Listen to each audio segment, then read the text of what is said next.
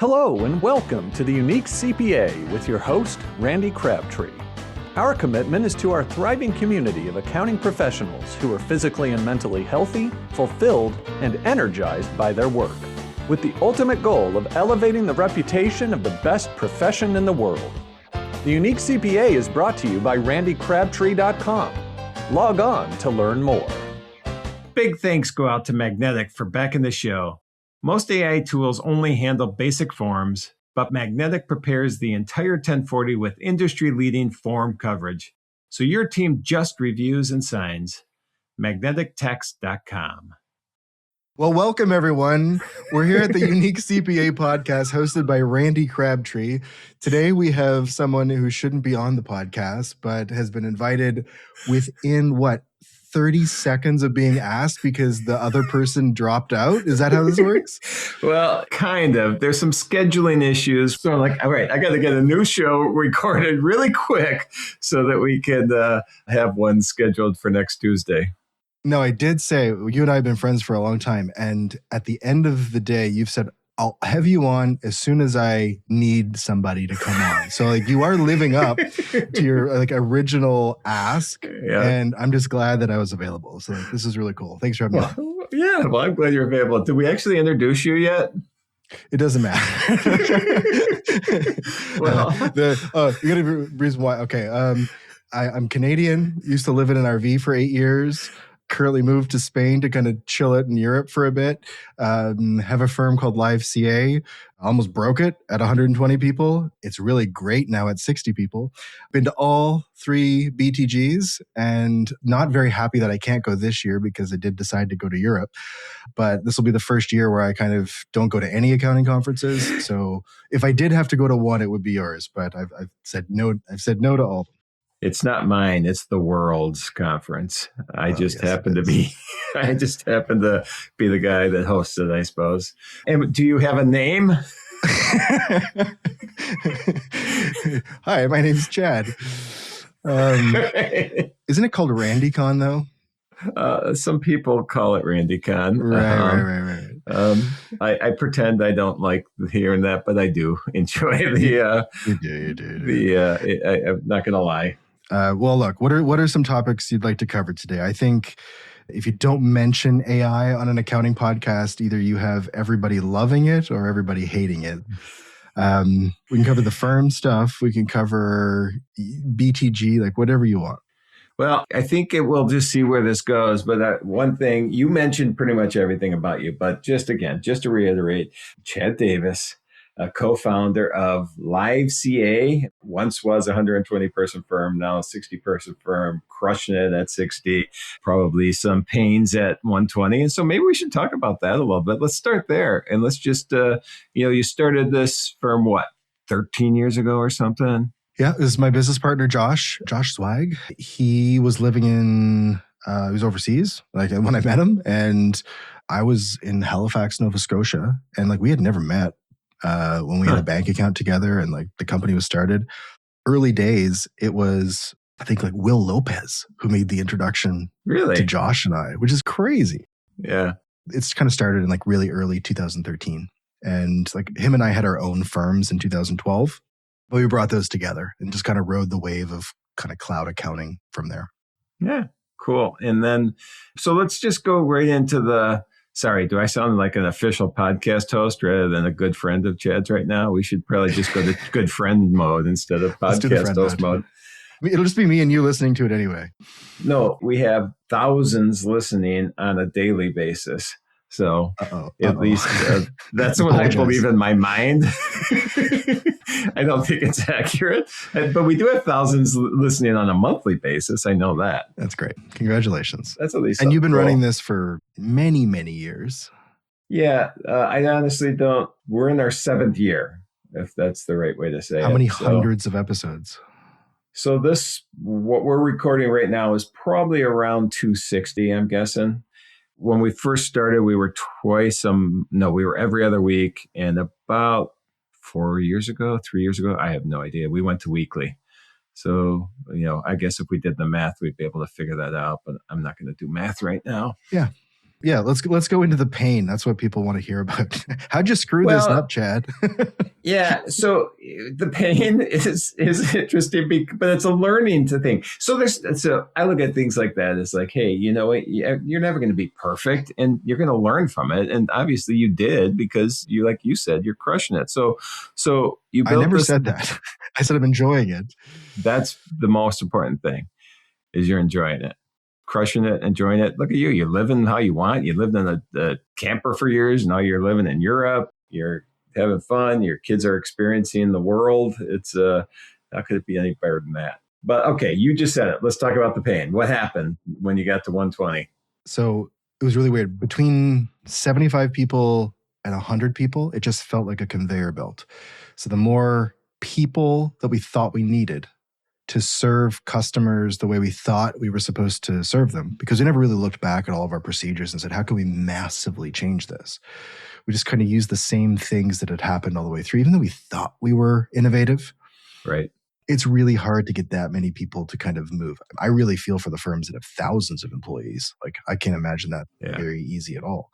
But what happened was like too many people doing things in a way that shouldn't have been done that way, and needing to fill the pipeline with new customers in order to pay for the people. So that recipe was a disaster. And what ended up happening was we were bringing on probably 10 to 20 clients a month. Mm-hmm. And what I didn't tell you was that our client profile is in American dollars, like $1 million USD and up in revenue. So like no small companies, but also no like $200 million companies either. Right. So when you're taking on that much complexity over that many people, you have to have a lot of middle management, a lot of training, a lot of education, a lot of coverage. A lot of people leave. Like, it was just a recipe for disaster. And it broke because people couldn't get their work done in a regular amount of time. There was just always too much.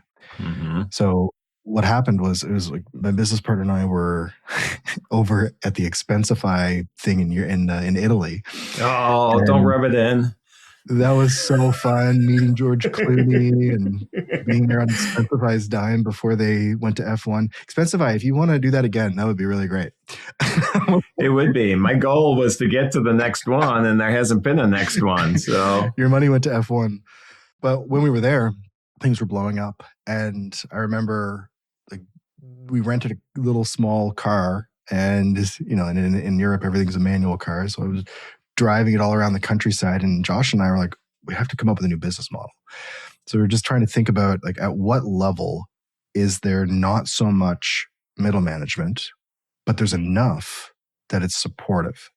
And at what level could we make enough profit to keep investing back into the company? So we just modeled out those different things in 5 or 10 person increments, down from 20 all the way up to like 100 people. And all the math pointed to 60 people. It was just blatantly obvious for us. And we realized like, oh, people could go home, and we could probably, what's the polite way for exiting a relationship with a client? So a friend of mine, Diana Crawford, says, inviting people to be successful elsewhere. There, that's it. So we went through the whole exercise of going from value pricing to budgeted hours, which then was the crux to reprice everybody and meet with every single person to explain the change.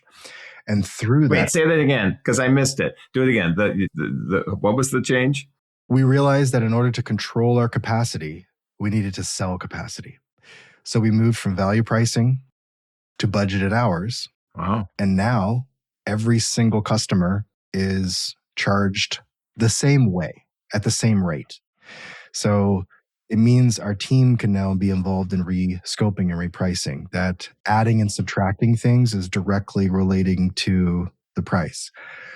That's the crux. Like capacity management, new pricing model, very clear expectations with customers, aligned incentives to reduce price and not increase it, which is very like, I know a lot of accountants listen to this and they hate me for that, but like, I really like aligning incentives with customers. And then from there, it all just kind of clicked. And then we could focus on the things that were super important to us, like internal databases and keeping data clean and figuring out what projects needed to be worked on through EOS. And like that got us through all that kind of stuff. So like when you stack on 4 to 5 big changes and you allow time to go by and not rush yourself, it's a pretty cool outcome. And the result is that you have everybody aligned in the company towards what you're working towards. Far greater amount of people on the leadership and manager level aligned and contributing more than it being top down from one person's vision. And now you have like a company of we versus a company of me. And it's just like fun to be around. Yeah. All right. So I got to dig into a few of those. I don't understand the budgeted hours thing. What's that mean? It means that we have a rate per service, and then we have variables for the service. Let's use payroll for an example. Payroll has a rate. That rate is then multiplied by a time. The time is calculated by 100 different variables in a very sophisticated calculator. It could be based off of what provinces they're in or states, the tool that they're using. Are there stock options? Are we doing 401k stuff? Like, regardless of what it is, it's all calculated at once to come up with a number of hours per month. And that can be annualized items that are divided by 12, quarterly ones that are divided by 4. You get the idea. And then all of a sudden you have a number. That number times the rate is what they're paying for payroll. And then as things change throughout the relationship, you change the variables, and those variables then update the proposals, and then you're good to go. Okay. Yep. I still don't understand, but I'm guessing people listening do. I don't bill anything. So. Where are you confused, Randy? Well, you said there's hundreds of variables that go into this. I'm like, that's what confusing me. It's like, and now you explained it. It depends what you're doing within that payroll. There could be different things. What makes it complicated happening. too is that there's relationships. So if you're using one tool with another HR tool, and you know that that's a crappy relationship, then you've multiplied the time and effort that there is with that combo. And then you might have a conversation that says, and then I'll put this into US terms, just move to Gusto. Everything's under one roof. You can save some time and some effort because everything's now a little bit more streamlined. So it also helps with, if they really like you, then they want to keep working with you, and they'll take like recommendations to help save them some money. And again, I know people don't like that because you're creating value and you should get paid for that and blah, blah, blah, blah. But I like what we've chosen because we have a lot of really happy customers. We have the right amount of profits built into every calculation, and it's like super, super stable. So I really enjoy the stable factor more than I do the other side of it, because I think if I was like a therapist looking at this, I would say, yeah, you've been burned. So you have an aversion to being burned again. So you are finding comfort in the absolute versus the risky. Yeah. Wow. Okay. So you don't even need to go see a therapist now. You've done self-therapy. I probably do. You can give me therapy. Well, I've done it before. I think everybody has heard that story. So it's been good for me. So, all right. So then there's a few other things. I'm curious about this because you went from 120 to 60. You obviously got rid of clients. You got rid of people. Well, the first thing that comes to my mind, how about were the people self-select leaving, or was this a process that you had to go through and ask people to be successful elsewhere? Both. Yeah. I would say a lot of people self-selected because it takes a certain type of person to want to go through a complete change in a company. Oh, yeah. When they're not quite sure what's there for them. And we were going through this at a time, if you remember 2022, 2023, that was sort of like the end-ish of the employee market, like where it was like you could get a job anywhere and get paid a lot of money, but it was like towards the tail end of that. So people were self-selecting out and getting great offers elsewhere. All right. And then the people that stayed, I mean, they're thriving now. That's what my next question was. All right. We really, really appreciate them and then have made the company a good place to work. And because they contributed just as much to making I think they could see the impact of their efforts very clearly. And did you and Josh actually go through and it's like, hey, these are the people we do not want to leave. We want to make sure that we can keep these people. Was that a process you went through? I mean, nothing I want to talk about, but at the end of the day, Okay. you can't really control people. Like that's, I Yes. think we've learned that a long time ago. You just have to create a environment where they can contribute. Yep. And hopefully you want a team that wants to contribute. Exactly. And I think that's what's kind of cool about this is that, you do look at any single one person and you can understand why they're here. Yep. And then as long as that aligns with why you created the company in this current version, like you're just laughing. Yep. And then how about the people now? You don't have an office. Do other people have an office? Is everybody remote? Is everybody working from home or wherever they want? Yeah. I mean, some of my best friends have offices and they love them. Yeah. I learned early on not to judge people based on their choices of how they want to run their firms. We just have never wavered, like not even one conversation about being 100% remote from the very beginning of the firm. Okay. So let's move on then. So you've got the firm that you love, you're enjoying it. You teased at the beginning about your vagabond life, living in an RV for a while, currently living in Europe. I want to hear the backstory on how all this began and how it ties in with the business. Yeah. I think the overarching reason why we have the business is that people can have a meaningful life outside of work and at work. So if you think about like every single person here, they should be able to live up to that. So for us, we just wanted to lead by example. And this was exactly the way we want to live. Like my business partner does a lot of hiking and mountaineering and cycling. Like he did Kilimanjaro and then like a 2,000 kilometer African bike trip in the same week. Like he's nuts. He's the kind of guy that will take the bar and just like, how you can walk up the air with the calisthenics and like abs of steel. Yeah. That's him. Oh, wow. Just like I think you could give Roman. I think he could give Roman what do you call it? A kick at the can at being like the fittest accountant out there. But like he's a machine and he loves it too. So like he climbs a mountain every year. He did the Antarctica, Mount Vincent or whatever it's called, trip a year or two ago. Spends a lot of time in Argentina and hiking and like having like business owners go down and do hikes and stuff with him. Really? He's incredible. But then you look at the rest of the team and like they get to do that too. We currently have a guy that's doing that highway from Alaska down to the bottom of Mexico on a motorcycle. Like, and he's working. Like that's kind of cool. Yeah. Other people have just done the same thing, like travel and work. There's a woman right now kind of working from Portugal. And like at the end of the day, that's what we wanted to be known for. It's like a place where accountants could go and still have a good life. And it takes a lot of effort to kind of get to that because you always have to balance profit and investment and growth and stagnation or whatever you want to call it. But for me, we just wanted to do a quick trip in the RV. That was in 2018 or 17 or whatever it was. And then it turned into, stopping in sort of mid to late 2025. And then we checked out Spain and we're like, geez, this is a really nice place. We should probably come here for a little bit. And then just have never left. So pretty fun. And you've got, I don't know how much you say or don't say, but you're going to be there a while, I suppose, right now, huh? Yeah, all signs point to that, but yeah.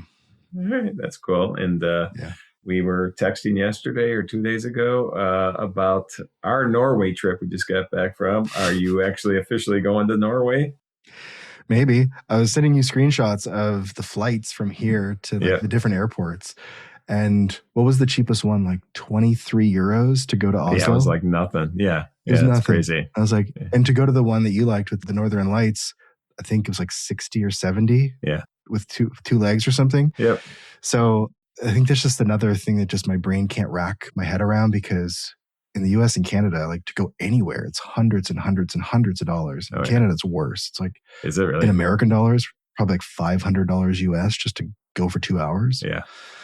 So I don't know. It's just a weird thing to rack your head around, and we're just taking it slow and just trying to enjoy the culture and the siestas and the time zones. Like, okay, this is the coolest part. I get to wake up, be with the kids, take them to school, or sleep in. My wife can take them to school. And like I have pretty much until 3:00 every single day with my wife. Yeah. Like it's just insane. And then I can work from 3 to whatever, Right. taking some breaks to be with the kids. But it's like, I had never thought about that before. And now that I'm living it, it's like, holy cow, I'm getting so much done when no one else is around that I get to work on projects I want to work on. Like just today, I spent 2 hours building out this 5-week cohort. So accountants can learn how to use code and Claude Cowork and Claude for Excel. And it's launching Tuesday. I don't know when this is gonna air. Tuesday. Yeah, Tuesday. So that's when this is launching too. So that same day. Oh, seriously? Yeah. Oh, so go to AutomationTown. Go to agents.automationtown.io. You can absolutely come on board. But yeah, we're gonna launch that April 1st. And our first guest host is Bo from Australia. And he's gonna kind of teach some Claude Code stuff. We've got some other like super heavyweights in the accounting world coming in to teach the Claude ecosystem to a bunch of people. And man, it's so fun. I don't think I'd be able to do that much unless I had like the free time in the mornings like this. Yeah. Well, I just did resubscribe to Claude, so maybe I need to get on there. And every time I need something, I won't have to reach out to you and say, Chad, can you build this for me? Or can you? Because you did mention BTG, and you've been on the advisory committee the last 2 years, and technically are this year, even though you can't be there, and you are a member emeritus. Is that the right way to say it? Of the advisory committee? Member in the shadows, helping build cool tools.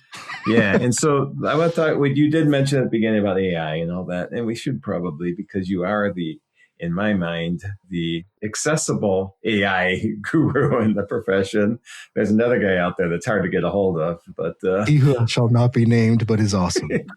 Yeah, he is awesome. That's who you wanted to have on beforehand, wasn't it?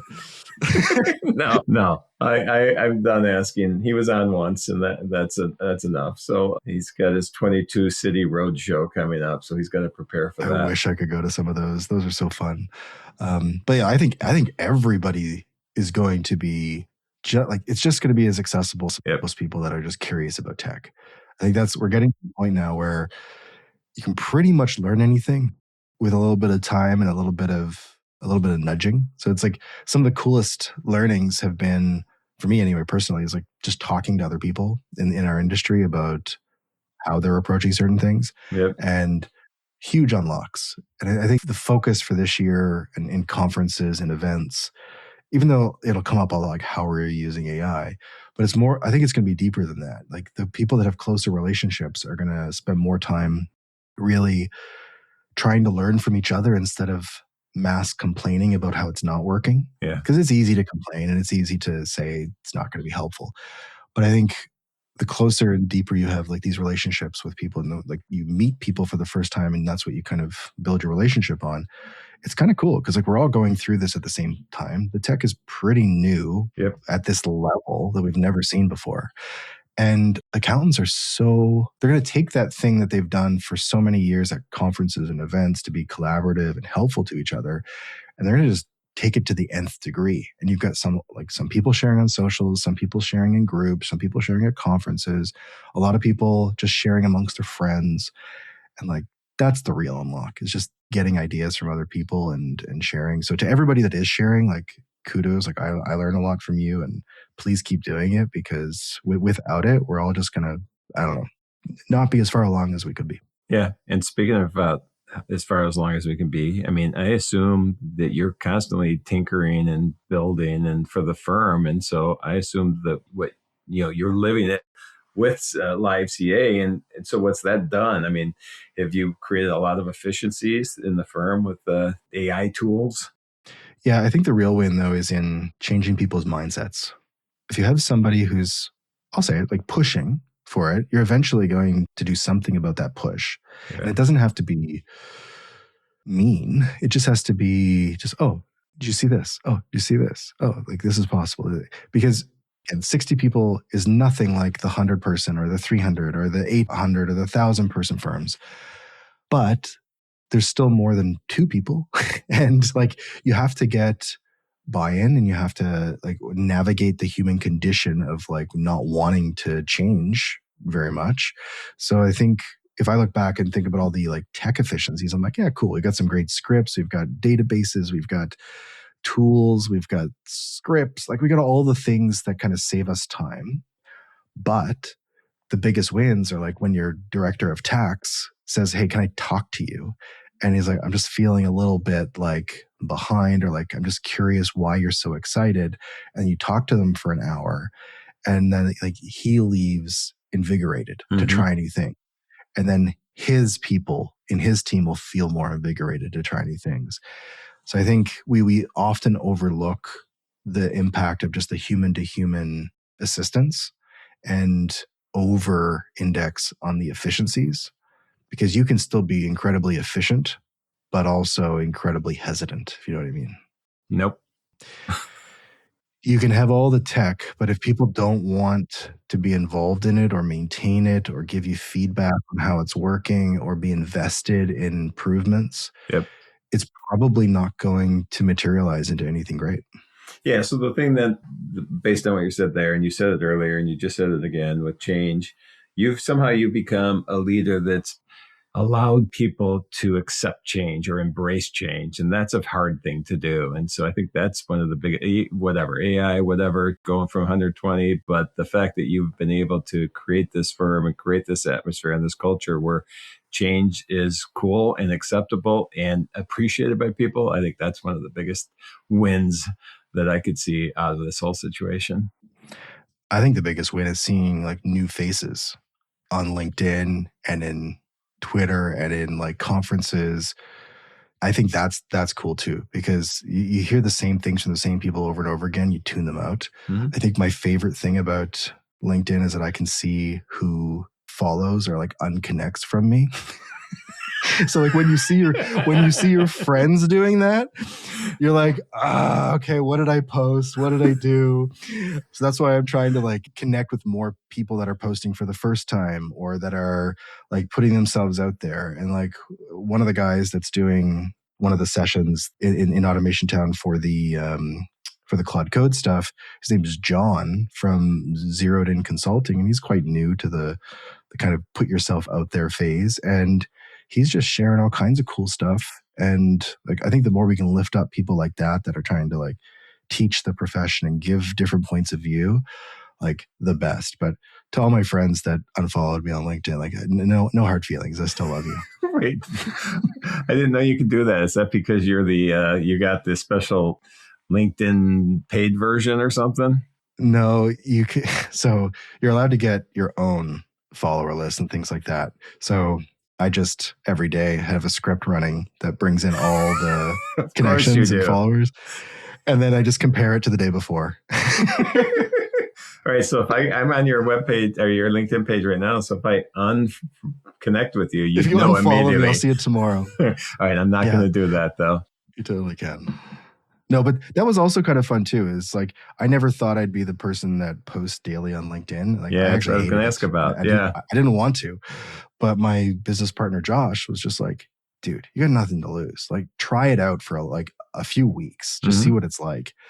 And honestly, it was more fun than it was an issue. And then it becomes a habit. And then the habit, if it's enjoyable enough, like something happening from it, you're like, oh, I'm going to keep doing this. And for me, it was never about the tech per se. It was like, now for some reason, the connections I was having with like people that didn't unfollow me were like way stronger. And like, it was just cooler to be at events and like to hang out with people more. And they're like, oh, I saw this. Like that you start a conversation from a point of like shared stuff. And right. At the beginning, we talked about the fact that I have this is episode 260. I mean, you've done with the daily videos, you're well past that now. Yeah. But also some videos are like, hey, did you see this new feature in ChatGPT? And you're like, oh, I'm like one of those people. This is like the stupidest thing ever. But like the reason I do some of those things is because like I feel like I got something out of them. So I'm like, oh, this is actually a cool feature. I wonder if there's like anybody that hasn't seen this. And then I just started trying to make the videos more about like what I was doing and like how they can be helpful, because we do not need more people telling people that there's new crazy features and like not actually having it stand up with actual helpful Yeah. things that you can do with it.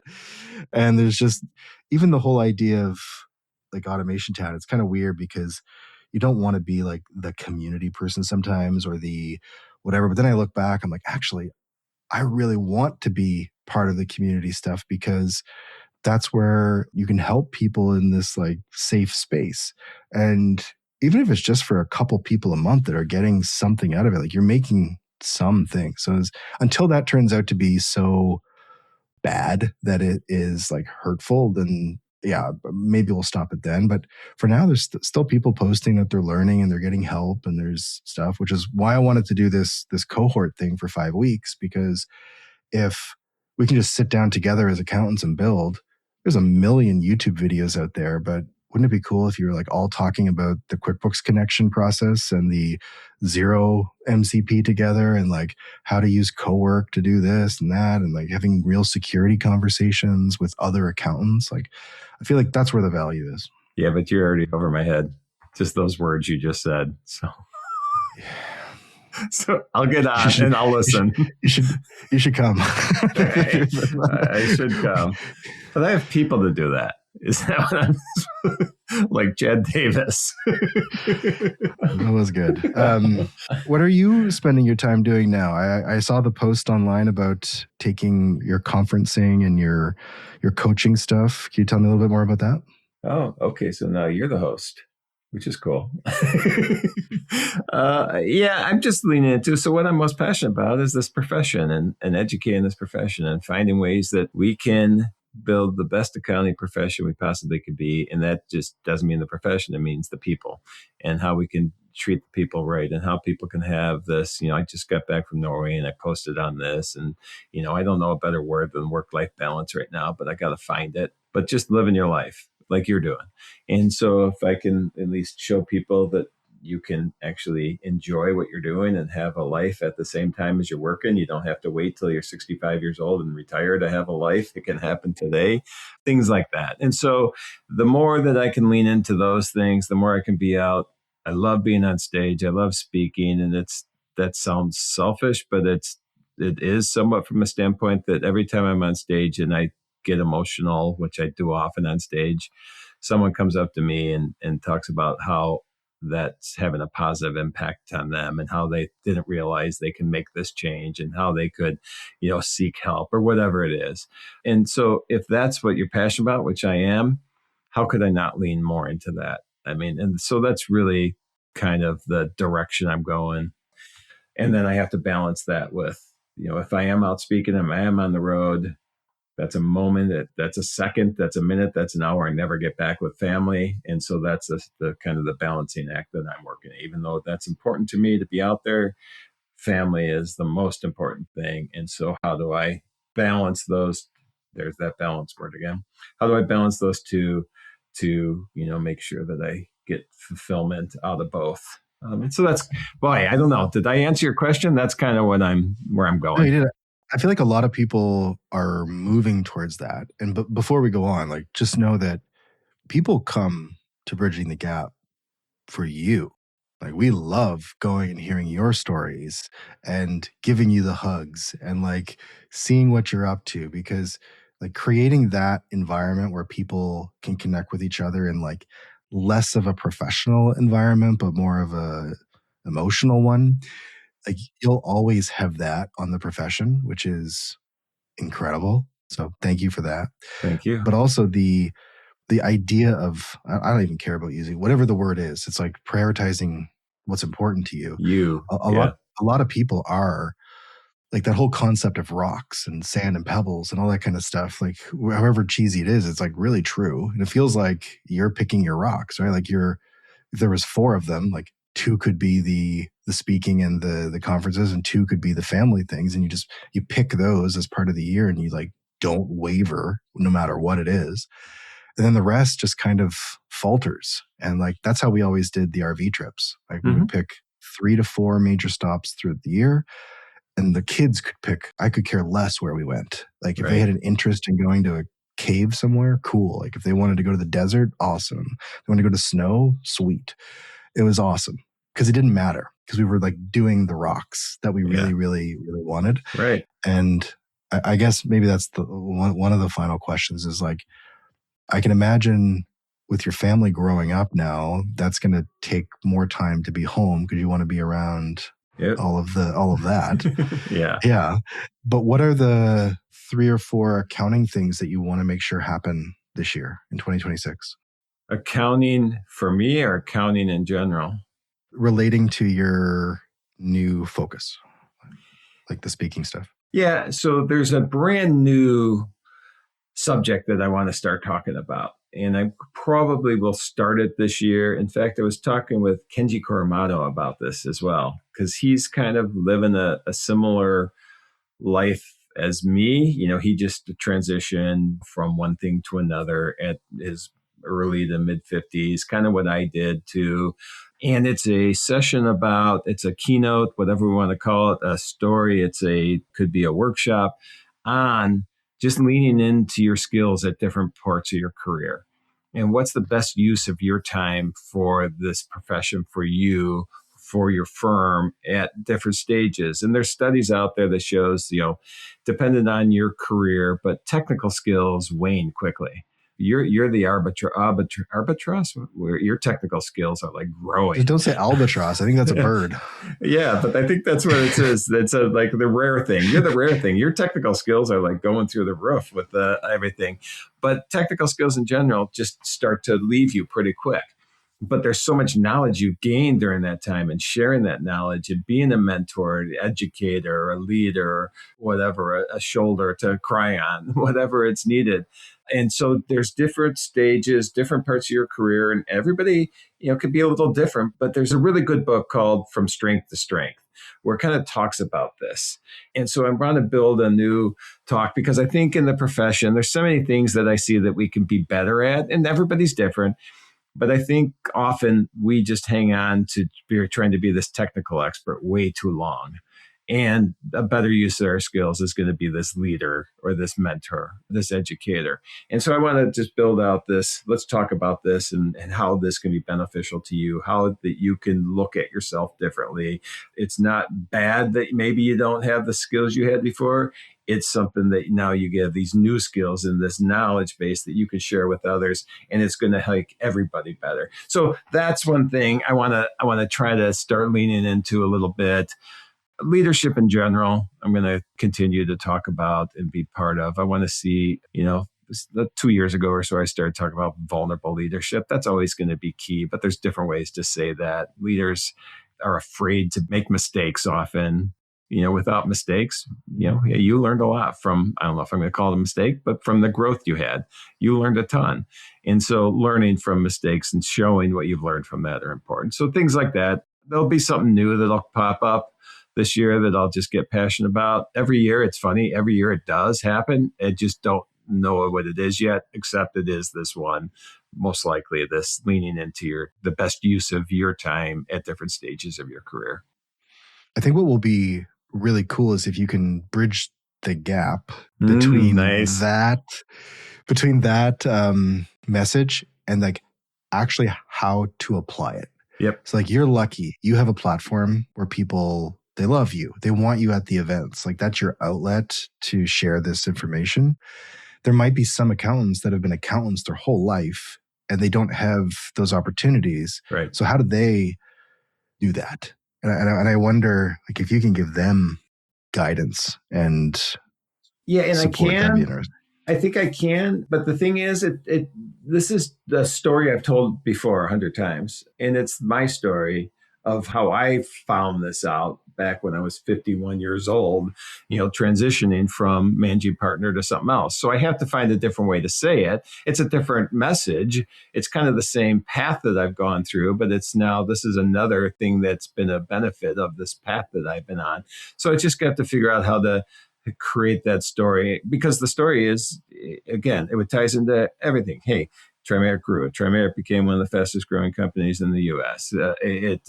We have a great culture where people stay. All these benefits, and part of it is, I'm not saying it's me, but I made a change, and that change had a positive impact on me, and that seemed to have a positive impact on others. So it's that same story, but it's a different way of saying it. I don't want to reiterate that same story. So there has to be a better way to educate on that. And so that's what I'm working with ChatGPT on, to try to figure out the best way to share this information. And I could go straight from Arthur Brooks wrote the book From Strength to Strength. I'm not going to go straight from him. I'll give him credit for these ideas for sure, because that's where I got these ideas. And same thing, Kenji read the same book. That's why we were passionate about talking this together. But it's just a matter of now figuring out the best way to educate on this, and then show the benefits and show the implementation of this. And the stories could be, hey, this implementation made this benefit for me or for Kenji or for whoever. Talking about, real life stories. Maybe I need to start interviewing people that have had that career or that job role change in their profession and the impact. I mean, you're probably one of them. You've had different stages of your career, and then sharing other people's stories on that. Do you know of any, I won't say industries, but like associations or groups where retiring or people towards the end of their careers can like help other firms? Because I feel like in the age of this like agentic work, there's going to be a lot of firms pop up that are really small and they can handle a lot, but they're going to miss the 30 years. Yeah. Do you know of anything like that where these like newer firms or these younger people could get support from someone like that? Off the top of my head, no, but funny. I had the same conversation yesterday with Cosmin Nicolescu, who is the founder of Accrual. I've mentioned Accrual to you before because I asked him a question. I said, right now we're going to, hey, things you're doing with AI and things you're doing, with tax, and you're going to, automate a lot of the front end stuff. And he was talking about how a complex tax return was going from 100 hours to 10 hours is the time that the people were putting in now. But then the process was, okay, so there's that 90 hours where, we've always looked at that was a learning phase for new people in the company. And now, how do we start training people if we get to skip this whole aspect of the data entry and the analysis and research and whatever, and just go straight to the advisory? Hey, we got 10 hours to finish the tax return, but now I've freed myself up to be more this advisor. I can spend a lot more time on having an impact on this client rather than reporting what happened with this client. And he was talking about how what they're doing is they're looking to build tools in that just helps people become educated quicker through this whole process. And so they're doing it with tools, but I think you can also figure out a way, like you're saying, retired old people like me can be out there and knowledge sharing, like you're doing with your 5-week session, something like that. I think you're getting me going here. I think we've too often thought the training, the education, the training process is a lot longer than it really is. I think people learn a lot quickly, and we've always had this. It's just the Sally method that accounting has, same as last year. We've always thought it takes 10 years for somebody to get to a level where they can move up from this role to that role, and 15 years before they could be a partner. When in reality, I think that all can be truncated with different tools and different methodologies. And we just never spent the time and effort to figure out what those are. Do I have the answers? No. Are the answers out there? Yes. And do I want to see if I can be part of that? I think I do. I think it'd be cool. There's also this major opportunity now for like every time something happens, it could be a review, it could be a teaching opportunity, it could be an error that's found, it could be an opinion or a judgment that was made. If those can start to be documented, could you imagine getting people that are tech savvy to organize, catalog, turn those into skills? And before they would be knowledge bases and all that kind of stuff, but you don't need that anymore. You literally could have someone in charge of like the skills and knowledge of the firm. And I'm not saying that you would sell that or it would be a service that people would pay for, but it's like at a bare minimum, a firm operates in a specific way with a certain level of judgment and ethics and values and all of the things that make people unique. It's like, how cool would that be? Is like if most firms started thinking like that at every learning opportunity, so that that knowledge gets captured forever. Yep. I know we're doing it at our firm. It's just it's a slow takeoff, but I think once it becomes more part of your habits, it could be really, really beneficial. Yeah, it's funny. I had another conversation yesterday kind of on that, sharing the ethos of your company, especially when we have these, rapid growth going through M&A or private equity or whatever, and probably knowledge and everything being distilled down. Like, we just don't know what everybody's doing. And I'm not going to give away what this guy, because he has a plan of doing something, but he just wanted to get my opinion. I'm like, yeah, I think that'd be pretty cool to try to, if nothing else, it'll have a positive impact on the culture, but it's also going to be a way to share knowledge and make sure that you have more of a cohesive firm and people feel more connected. And so he has an idea. Again, I'm not going to share his idea right now. Maybe I'll get him on the podcast and we'll actually discuss that when he feels comfortable about it. But he just wanted to get my opinion. But I think there are people out there already thinking about this process, or this, what we need to do. Well, people's dog walks or bike runs or runs are probably over now. So what do you think? We should wrap this up?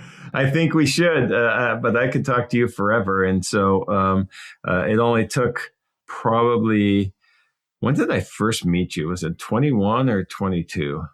At least 5 years ago. Yeah, I'm going to say 21. It was, did I meet you at Intuit Connect? Mm-hmm. You paid for dinner at a beautiful restaurant. That's right. One of the first, I was like, who is this Randy guy and why is he balling around buying people dinners? Like, I like him a lot. I forgot about that. That is where we met. But it's also where you and Jason and Jake were walking around together, and you were the first guys to tell me about this Chat GPT thing. And I'm like, what? That would have been after 2022. About? Yeah, I think it was October 22 is when that, or, end at 22. Yeah, that's right. Because it would have been at QuickBooks Connect, and it came out at the end of October. Yeah. So you're right. Yep. Yeah, and so that's when we first met. So, and I'm glad that happened. I'm glad that after 5 years of me asking you to be on the show. No, I haven't asked you that often lately, or I haven't asked you in a while, but you said at some point we will do it. So I'm glad that we got this done in the last second.